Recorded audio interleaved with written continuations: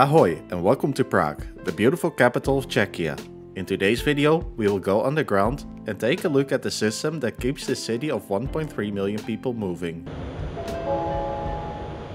Ukončete prosím nástup, dveře se zavírají. Although the Prague Metro only opens its first section in 1974, the plans were around 75 years in the making. After the denied proposal to have underground rail alignments in 1898, the first real push for improvement of the city's transport system came in 1926. This led to extensive planning of a rail network throughout the 1930s and 1940s. Two alternatives were part of this proposal: a real metro, which we know nowadays, as well as a short line metro or pre-metro.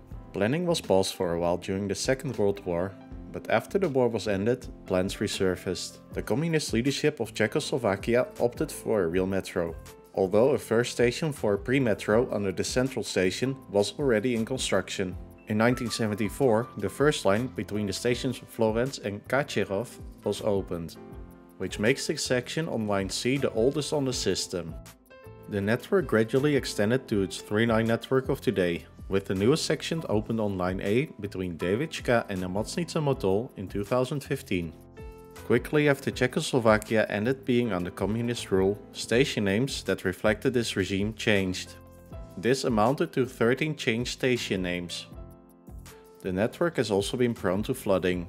In 2002, 19 stations in central Prague were closed due to flooding, causing intense disruption of these services. In 2013, another flooding event took place, again causing disruption in the services.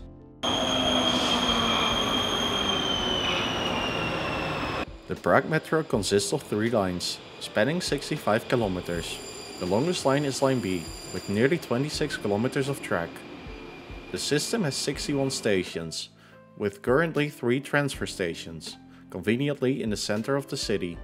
The Prague Metro uses standard gauge and the trains are powered by a 750 volt DC third rail. On the map it looks like this.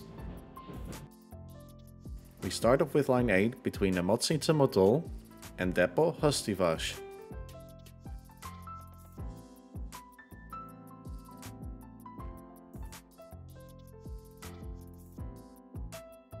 Line B starts at Sličín, meets line 8 Můstek, and ends up at Černý Most. And finally we have line C, which starts at Letňany, meets line C at Florence, line A at Muzeum, and ends in Haje.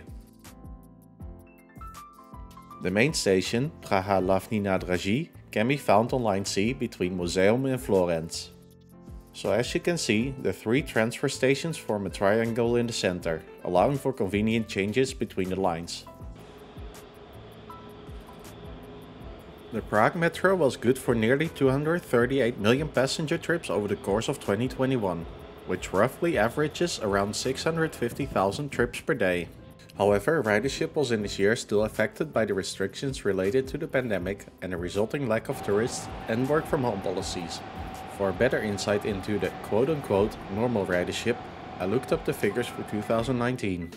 During this year, the annual ridership stood at 440.5 million passenger trips, which averages more than 1.2 million passengers a day. This is really impressive for a 3-line system like Prague. The fleet of the Prague Metro consists of 2 types. First we start off with the oldest type in the fleet, the 8171M. This is the modernized version of the 8171, which was originally built by the then Soviet manufacturer Metron Wagonmash.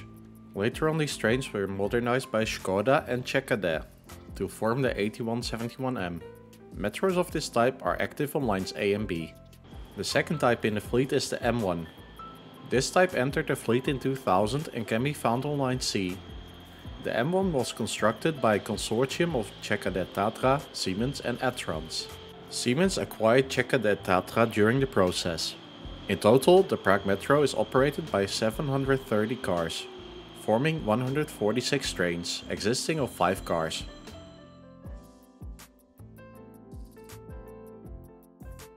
The network is finally going to see a new line, Line D.